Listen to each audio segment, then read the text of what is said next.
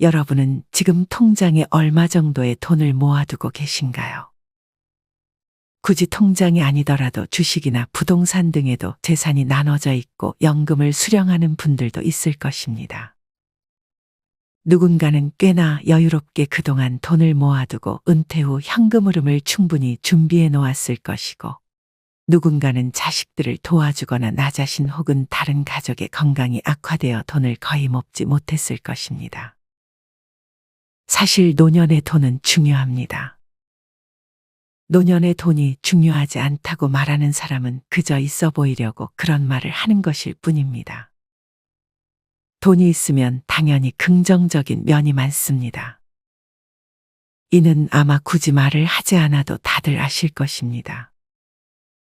물론 돈이 있다고 마냥 또 좋기만 한 것은 아닙니다. 돈이 있으면 자식들끼리 갈등이 생길 수 있고 사기꾼들이 접근하는 등 주변에 파리들이 꼬일 수 있습니다. 그렇다고 해도 대부분의 사람들은 그래도 돈이 없는 쪽보다는 있는 쪽을 택할 것입니다. 돈을 잘 모았다면 그 돈을 잘 지켜야 하고, 돈을 별로 모지 못했다면 내가 할 수 있는 돈 되는 일을 찾아야 합니다. 하지만 건강이 별로 좋지 못하거나 다른 특별한 이유로 일도 할 수 없게 된다면 사실 나라에서 지원해주는 제도에 의존하는 것 말고는 방법이 많지 않을 것입니다.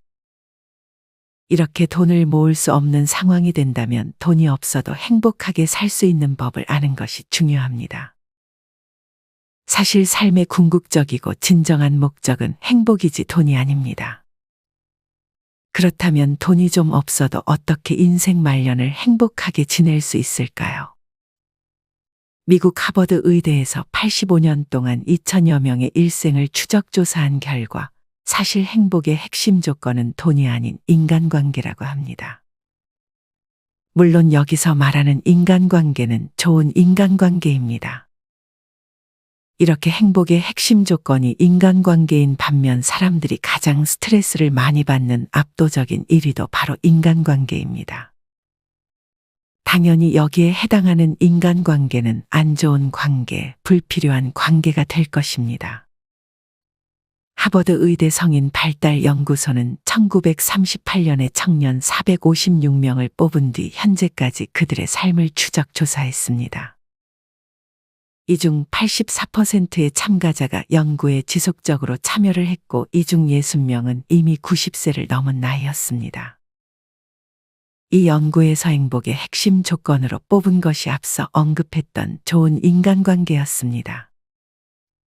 행복에 영향을 주는 요소로 돈이나 성취감, 건강 등 다양하지만 지속적이고 광범위하게 중요성이 증명된 것은 인간관계라는 것입니다.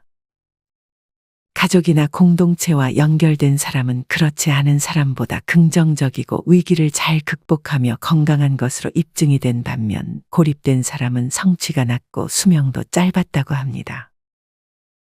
이 연구 결과뿐만 아니라 성공학자인 시비 케라에 의하면 성공의 85%가 행복학자로 유명한 포엘도 행복의 85%가 원만하고 바람직한 인간관계에 달려있다고 말했습니다. 여기서 다시 한번 강조하는 것은 그냥 인간관계가 아니라 원만하고 바람직한 인간관계여야 한다는 것입니다. 우리는 실패한 인생을 생각했을 때 실패한 사람의 대다수가 기술이나 능력이 부족해 실패한 것으로 단정 짓는 경우가 많습니다. 하지만 위간 박사의 보고서에 의하면 인생의 실패 중 1이 차지하는 비중은 15%에 불과하며, 나머지 85%의 실패자들은 공통적으로 인간관계를 잘못했기 때문에 실패한 것으로 나타났습니다. 또한 인간관계가 좋지 않을 때는 두통이나 피로, 알레르기 질환 등 신체적, 정신적으로 악화되는 경우가 많았다고 합니다. 여러분도 안 좋은 인간관계 때문에 건강이 악화된 경험이 있을 것입니다. 이와는 반대로 좋은 관계는 몸과 마음뿐 아니라 두뇌까지 보호합니다. 그렇다면 어떻게 하면 좋은 인간관계를 만들 수 있을까요? 여기서 가장 먼저 알아야 할 것은 좋은 대인관계를 위해서는 자기의 마음을 잘 다스릴 수 있어야 한다는 것입니다. 나이와 상관없이 연인 관계에서도 우리는 지속적으로 상대가 나를 정말 좋아하는지 의심하고 확인하고 싶어 합니다. 이는 인간의 본성입니다. 하지만 이때 너무 상대를 믿지 못하거나 지나치게 의존을 하거나 의심을 하게 된다면 그때부터 인간관계에 문제가 생기기 시작합니다. 좋은 인간관계를 위해서는 나의 마음을 잘 다스리는 게 중요하다고 했는데, 마음을 잘 다스린다는 말은 자신이 지금 어떤 감정인지를 읽을 수 있어야 한다는 의미입니다. 물론 이는 그리 간단한 것은 아닙니다. 우리는 매일 하루 중 일부의 시간을 내서 자신이 어떤 사람인지, 나에게 있어 가장 중요한 것은 무엇인지, 나는 앞으로 어떤 사람이 되고 싶은지, 지금 나의 감정 상태는 어떤지에 대해 생각해보는 습관을 가져보는 것이 좋습니다. 그리고 또 중요한 것은 안 좋은 인간관계를 정리하는 것입니다. 늘 논쟁을 하게 되거나 그 사람과 있을 때 부정적인 감정이 더 많이 느껴지거나 내가 별로 신뢰가 가지 않고 상대가 나의 자존감마저 떨어뜨린다면 이는 좋은 인간관계라고 할 수 없을 것입니다. 그렇다면 이런 해로운 관계를 끊는 가장 좋은 방법은 무엇일까요? 이럴 때는 그냥 과감하게 관계를 끊는 것이 가장 좋습니다. 카톡을 차단하거나 전화번호를 삭제하면 됩니다. 물론 가족의 경우는 조금 복잡하겠지만 가족이 아니라면 클릭 몇 번으로 간단하게 관계를 끊어내버릴 수 있습니다. 오히려 관계를 좋게 정리하려고 했다가 상황이 더욱 악화되는 경우도 많습니다. 괜히 좋게 관계를 끊어내려 했다가 상대가 나에게 악감정이 생겨 안 좋은 소문을 내버릴 수도 있고 또 거기에 내 감정과 에너지를 소모하게 됩니다. 그러니 그냥 과감하게 끊어버리는 것이 체력도 아끼고 가장 좋은 방법이 될 것입니다. 불필요한 관계를 개선하면 그 체력과 에너지를 더 좋은 인간관계에 쓰고 아니면 지금 내가 집중해서 하는 것들에 쓸 수 있게 됩니다. 이렇게 좋은 인간관계만 옆에 두면 좋지만 누군가는 그냥 관계 자체에서 피로감을 느끼는 분들이 있습니다. 그냥 차라리 혼자 있는 것이 편한 분들입니다. 댓글을 보면 이런 분들이 참으로 많은 것 같습니다. 굳이 혼자가 편하고 외로움이라는 감정을 크게 느끼지 않는다면 굳이 좋은 인간관계를 만들기 위해 노력할 필요는 없는 것 같습니다.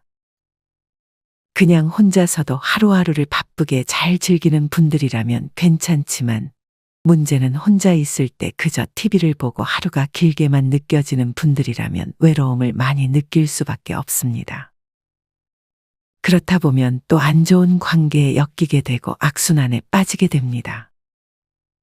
이처럼 나이가 들어가면서 하루하루가 따분하고 도대체 재미가 없다고 느껴지고 점점 산다는 것의 의미를 찾기 힘들어진다는 생각이 든 적 있으신가요? 이렇게 앞으로 남은 긴 세월을 어떻게 보내야 할지 모르겠다고 생각하는 분들이 은근히 많습니다. 하지만 이와는 반대로 어떤 분은 70세가 넘었지만 여전히 세상은 넓고 배우고 즐길 것은 많다고 생각합니다. 여러분은 남은 인생을 어떻게 보내고 싶으신가요? 대부분 후자의 삶을 원할 것입니다. 이런 삶을 사는 것은 그리 어려운 것이 아닙니다. 그저 관심이 가는 것에 적극적으로 도전하면 되는 것입니다. 결국 앞서도 언급했듯 나로 살아간다는 것은 호기심과 의욕을 잃지 않고 원하는 방향으로 자신을 이끌며 생을 가꾸어 간다는 것과 같은 의미입니다. 지금부터는 이와 관련하여 인생 후반기에 나로 살아가기 위해 알아야 할 3가지 지혜에 대해 알려드리려 합니다. 영상 끝까지 시청하셔서 인생에 도움되는 지혜들 모두 얻어가셨으면 좋겠습니다. 그럼 다시 이어가겠습니다. 첫째, 슈퍼 에이저가 되라. 파워 시니어와 액티브 시니어와의 차이는 명백하다. 액티브 시니어가 고령임에도 적극적으로 여가 생활을 즐기며 문화 활동에 나선다는 의미의 개념이라면 파워 시니어에는 이런 생활 패턴의 가치를 계속 추구해 나가는 동시에 보다 적극적으로 긍정적 영향력을 주변에 힘차게 파급시켜 나간다는 의미가 더해진다. 바꿔 말하면 액티브한 삶을 유지하거나 단순히 연장하는 데에 그치지 않고 새로운 힘의 원천을 만들어가면서 보람있는 삶을 재창조해 나간다는 뜻이다. 나이도 50에서 60대 또는 60에서 70대로 국한할 필요가 없다. 도전의식과 의지만 뚜렷하면 80대 이상이라도 얼마든지 파워 시니어가 될 수 있다. 가치로만 따지면 더 큰 의미가 있을 것이다. 파워 시니어의 삶을 실천하는 과정에서 남들의 평가는 아무런 상관이 없다. 오로지 본인의 기준으로 오늘보다 내일이 낫고 내일보다 모레는 더 나은 발전적인 삶을 지향하면서 생활하면 그만이다. 그러다 보면 그 가치는 자기 자신뿐 아니라 물이 스며들듯이 다른 사람들의 삶에도 흘러들어 선한 영향을 미치게 되고 나아가서는 사회의 물줄기를 긍정적인 방향으로 바꾸는 데도 큰 도움을 줄 것이다. 그러면 과연 구체적으로 어떻게 사는 것이 파워 시니어의 삶인지 자연스레 궁금해진다. 사실 정해진 답은 없다. 있을 수 없다는 것이 더 정확한 대답일 것이다. 각자가 살아온 인생의 여정과 현재 처한 상황 그리고 앞으로 지향하는 인생 목표에 따라 수백 수천 가지의 길이 있을 수 있기 때문이다. 결국 중요한 것은 그 속에 일관되게 흐르는 마음가짐이며 나아가서는 정신이다. 살아갈 날이 살아온 날보다 짧을 수밖에 없는 시점에 서서 어떻게 하면 훗날 결코 시시하지 않은 삶을 지향했고 그렇게 되도록 후회 없이 노력했다라고 행복한 미소를 지으며 생을 마무리 지을 수 있을까를 고민하기만 한다면 그 자체로 이미 파워 시니어의 삶에 입문한 것이나 다름없다. 그러한 마음가짐과 정신이 있다면 나이 들어서도 얼마든지 활력을 유지하고 보람있는 삶을 만들어 나갈 수 있다. 슈퍼에이저라는 용어가 있다. 우리나라에서는 슈퍼노인으로 번역되기도 한다. 이 표현은 비교적 최근인 2007년 미국 노스웨스턴 대학교의 신경과 의사인 마르셀 무술람이 처음 사용했는데 80세 이상의 나이에도 몇십 년 더 젊은 중장년층 못지않은 기억력과 인지기능을 지닌 사람을 일컫는다. 그런데 2016년 미국 하버드 대학교 부설 매사추세츠 종합병원 연구진이 슈퍼에이저 개념을 일반적인 은퇴 연령인 60세 이상으로 확대해 새로운 각도에서 분석한 흥미로운 연구 결과가 뇌신경과학 분야 국제학술지인 저널 오브 뉴로사이언스에 발표되었다. 연구진은 60에서 80세 사이의 노인 40명으로 구성된 그룹과 18에서 32세 사이의 건강한 젊은이로 구성된 41명 그룹 사이의 기억력을 비교했다. 40명의 나이든 그룹에는 각각 슈퍼에이저에 해당하는 17명과 일반 범주의 23명이 포함되어 있었다. 연구진은 이들에게 16개의 명사 단어 목록을 6번 읽고 나서 20분 후에 각자 기억할 수 있는 최대한의 단어를 말하게 했다. 일반 노인은 9개 이하의 단어만 기억하는 데 비해 슈퍼에이저 그룹은 14개 이상의 단어를 기억해냈다. 이런 슈퍼에이저 그룹의 기억력을 다시 젊은이 그룹과 비교하니 거의 같은 성적이 나왔다. 그 후 MRI 뇌영상을 촬영해 각 그룹을 비교 분석했다. 분석 결과 기억력과 학습에 관여하는 대뇌피질 영역이 슈퍼에이저들은 일반 노인들에 비해 현저히 두터웠으며 건강한 젊은이들과 비교해도 뒤지지 않을 정도였다. 사람의 기억력은 보통 30대의 정점에 도달한 뒤 그 후 점점 감소하는 것으로 알려져 있다. 노화에 따른 관련 두뇌 조직의 위축 때문이다. 그러나 슈퍼에이저 그룹에서는 이런 위축 현상이 관찰되지 않기 때문에 젊은이 못지않은 기억력과 인지능력을 유지할 수 있다는 것이다. 결국 기억과 인지활동에 관련된 두뇌 영역을 젊었을 때처럼 활발하게 유지할 수 있는 최선의 방법은 정신적이든 육체적이든 무엇인가 힘든 과제를 꾸준히 수행하는 것이다. 문제는 이 두뇌 영역의 또 다른 기능 때문에 힘든 활동을 많이 하면 피곤이나 좌절 등의 불쾌한 감정이 함께 생긴다는 것이다. 일상생활에서 어려운 수학 문제를 풀거나 한계에 가깝게 육체적 활동을 할 때 생기는 느낌 말이다. 이런 느낌 때문에 우리는 도전을 이어가지 못하고 쉽게 포기하게 된다. 슈퍼에이저가 되는 길이 어려운 까닭이 바로 여기에 있다. 슈퍼에이저가 되는 길 가운데 가장 대표적인 것이 외국어 공부다. 파워 시니어도 마찬가지일 것이다. 그런데 파워 시니어나 슈퍼 에이저가 되기 위해 힘든 어학 공부를 한다는 게 그 뜻과 이상은 좋아도 현실적으로는 너무 막연하고 공허한 목표일 수 있다. 아무리 이론이 그럴듯해도 미래의 계획이 중요한 젊은이가 아닌 다음에야 나이가 웬만큼 든 사람에게 힘든 공부를 시작하거나 계속해야 할 가치가 있는지에 대해서 답을 줄 수 없기 때문이다.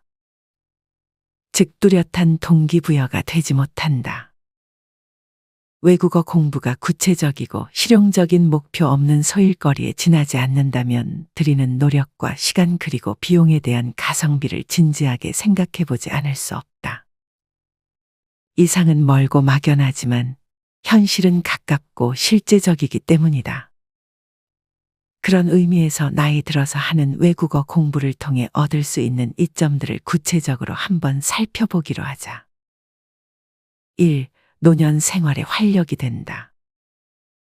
나이가 들어가면서 하루하루가 따분하고 도대체 재미가 없다. 점점 산다는 것에 의미를 찾기 힘들어진다. 앞으로 남은 긴 세월을 어떻게 보내야 할지 모르겠다. 이런 식의 좌절감과 한탄을 종종 듣는다. 외국어 공부는 이런 노년 생활의 나태함, 무료함을 일시에 해결해 줄 수 있다. 시작하는 순간 새로운 배움에 대해 긍정적 전율을 느낄 것이며 계속하는 동안 매일매일 즐거운 긴장감을 경험하게 될 것이다. 그리고 그 과정을 통해 조금씩 발전하는 자신의 모습을 본다면 말로 표현할 수 없는 생의 활력이 솟아난다. 2. 자신감을 갖게 해준다. 매사에 자신감은 정말 중요하다. 자신감을 잃으면 우울해지고 우울해지면 각종 정신적, 육체적 질병에 걸리기 쉬워진다. 특히 노년에는 그렇지 않아도 육체적 쇠퇴에 따른 상실감이 큰데 정신적 자신감마저 잃어버리면 그야말로 날개 없이 추락하게 된다. 바로 이럴 때 외국어 공부는 자신감 회복에 큰 도움이 될 수 있다. 나도 외국어를 잘할 수 있다. 나도 아직 새로운 도전을 할 수 있다. 나에게도 여전히 공부할 수 있는 지적 능력이 있다. 어떤가?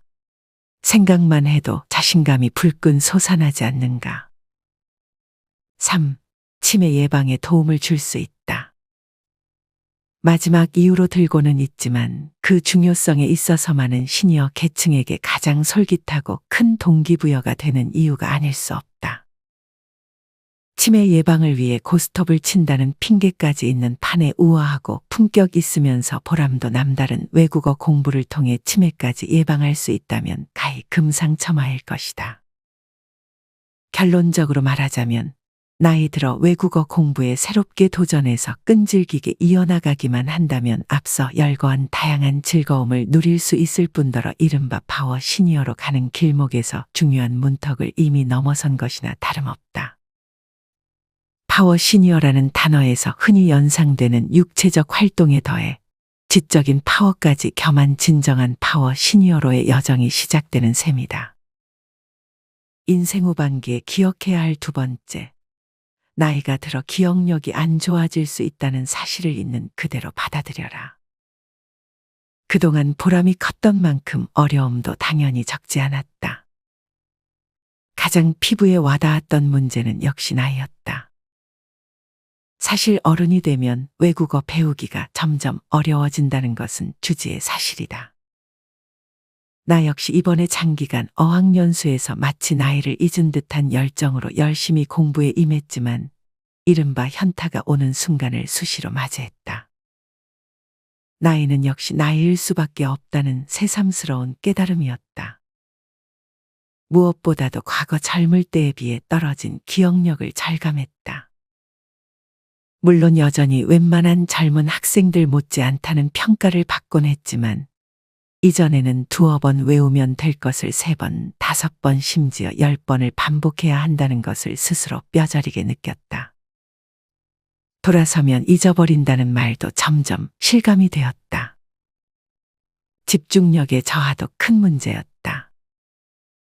나중에는 눈까지 침침해지려고 하니 아, 이것이 바로 나이가 들었다는 것이구나 하고 자인하지 않을 수가 없었다. 어학원에서 돌아와 숙소에서 복습과 예습을 할 때도 30에서 40분 이상 집중하기 힘들 때가 많았다. 그러면 도대체 어떻게 해야 한단 말인가? 뾰족한 묘책이나 비법이랄 수는 없지만 기억력 감퇴의 해결책으로는 여러 차례 반복을 마다하지 않는 마음가짐을 갖도록 애를 썼다. 기억력 감퇴만큼 시간을 더 들여 반복 공부를 함으로써 이를 만회하려고 노력했다고 보면 된다. 질이 떨어지면 양으로라도 승부를 걸어야 하지 않겠는가. 집중력 저하 문제는 정신무장으로 대처해 나갔다. 세월의 흐름을 막을 수도 없고 맞설 수도 없지만 현실적인 어려움에 크게 연연하지 않고 그동안의 인생 경험을 바탕으로 여유를 갖고 까짓것 집중력이 좀 떨어졌다고 한들 큰 흐름에는 무슨 걸림돌이 되겠는가 라고 생각하며 힘을 냈다. 그리고 어쨌든 오늘이 내 남은 생애에서 가장 젊은 날이다라고 되새기며 지금이야말로 새롭게 시작하고 도전할 최적기라고 마음을 다잡아 나갔다. 결국 시니어의 공부 성패는 드러나는 눈앞의 어려움에 결코 주눅들지 않고 인생의 오랜 경험을 바탕으로 계속해 나가면 언젠가는 이루어진다라는 정신을 마음에 제대로 담는 데서 결정될 것이다. 갈 길이 멀다는 것도 오히려 큰 위안이다. 끝이 어디일지는 모르지만 걸어가야 할 길에서 푸른 나무와 맑은 새소리를 만나고 마주치는 옹달샘에서는 보람과 가치라는 물이 샘솟을 것이라는 것만은 자신하기 때문이다. 인생 후반기에 기억해야 할 3번째, 매일매일 잘 익어가는 사람이 되라. 2017년 욜로라는 단어가 혜성처럼 등장해 강력한 해일처럼 우리 사회를 휩쓴 적이 있었다. 서양에서 꽤 오래전부터 있던 You Only Live Once라는 표현을 2011년 캐나다의 한 래퍼가 노래에서 욜로라고 줄여 부른 이후 대중화되었다. 그런데 뒤늦은 2017년 갑자기 한국 사회에 뜨거운 유행어가 된 것은 그 전에의 꽃보다 청춘 아프리카 편이라는 한 케이블 TV 프로그램에서 어떤 출연자가 홀로 여행하는 금발의 외국인 여성에게 대단하다고 칭찬하자 그 여자가 욜로라고 대답한 것이 계기였다고 한다. 어쨌든 욜로의 등장 이후 적지 않은 사람이 열광하며 사회적 일탈을 감행했다. 그러나 왜 한 번밖에 없는 인생이라고 하면 이렇게 자유분방한 일탈과 쾌락 추구와만 연관 짓는 것일까? 발상을 달리하여 한 번밖에 없는 인생이기 때문에 더 의미 있고 더 가치 있는 삶을 살아야 하지 않을까? 한 번밖에 살 수 없는 숙명이기에 오히려 더 진지하게 삶의 긴 노정을 알차게 계획해야 하지 않을까? 이런 생각이야말로 파워 시니어로 가는 길에 중요한 출발점이 될 것이다. 호수 위에 우아하게 떠있는 백조의 자태는 물밑에서 쉴 새 없이 움직이는 발의 존재 덕분이다. 그런데 사실 백조가 물 위에 그냥 떠있기만 할 때는 발을 요란스럽게 움직일 필요가 없다. 속이 빈 뼈와 몸속의 공기주머니, 꼬리 근처에 있는 기름샘에서 분비되는 기름을 발라 방수 기능을 더한 깃털 등의 부력 장치가 있기 때문이다. 백조가 물밑에서 보이지 않는 발을 열심히 움직여야 할 때는 앞으로 나아가거나 역류에 대항하여 자세를 유지할 때다. 언어 공부뿐 아니라 노력이 동반되어야 하는 세상 모든 일이 이와 같을지도 모른다. 타고난 재능, 능력, 지력, 체력 그대로의 모습만으로 살고자 하면 구태여 노력이라는 이름으로 애를 쓰지 않아도 된다. 그러나 인생 여정에서의 의미 있는 전진을 위해서 또 때로는 퇴보를 막기 위해서는 백조발의 움직임처럼 남모르는 노력이 필요하다는 것을 깨달아야 한다. 세상에 존재하는 수많은 종류의 술 중에서 고급품을 따지는 가장 중요한 기준은 술의 숙성에 있다. 숙성 과정을 거쳤느냐 거치지 않았느냐 또 얼마간 어떤 식으로 거쳤느냐에 따라 고급술의 여부가 결정된다는 뜻이다. 세계적으로 숙성 과정을 반드시 거치는 술 중에서 가장 대표적이면서도 유명한 술로는 위스키와 코냑이 있다. 그런데 이런 술도 발효와 증류 과정만을 마쳤을 때는 우리가 아는 위스키와 코냑과는 거리가 멀다. 단순한 투명한 때깔의 거친 느낌이 나는 풋내기 술에 지나지 않는다. 이 세련되지 못한 술을 오크와 같은 나무통 속에서 짧게는 수년간 길게는 수십 년간 담아서 숙성해야만 진정한 명품 술로 변한다. 숙성 과정에서 거친 나무 표면으로부터 끊임없는 자극과 상처를 받아가며 그 진정한 맛과 깊이를 더해가는 것이다. 마치 술의 세월의 풍상을 겪게 하는 것과 같다. 어떻게 생각하면 우리네 인생과도 전혀 다를 바가 없다. 까칠한 나무통은 바로 우리가 매일같이 일상생활을 해나가고 있는 사회와 다를 것이 없다. 오래 숙성된 술은 인생의 온갖 단맛 쓴맛을 맛보아가며 인생의 깊은 뜻을 이윽고 체득한 중장년이나 원숙한 노인과 같은 셈이다. 그런데 이들 술은 나무통의 좋은 향과 오묘한 풍취를 받아들이면서 매력적인 호박색과 함께 진정한 깊은 맛을 지니게 되는 동안에 정작 자신은 세월의 풍상 속에 어쩔 수 없이 몸이 점점 오그라드는 것을 경험한다. 이른바 증발 현상이다. 이 또한 우리네 인생과 다를 바가 없다.